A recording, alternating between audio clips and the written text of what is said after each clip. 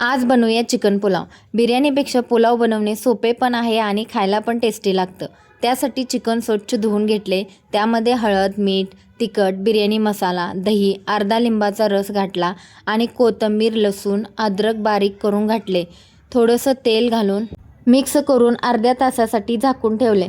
त्यानंतर कुकरमध्ये तेल घालून मिरची, कढीपत्ता फ्राय झाल्यावर त्यामध्ये उभा चिरलेला कांदा लालसर होईपर्यंत भाजून घेतला। मग त्यामध्ये पुदिना, टोमॅटो घालून मीठ घालून तेल सुटेपर्यंत भाजून घ्यायचे।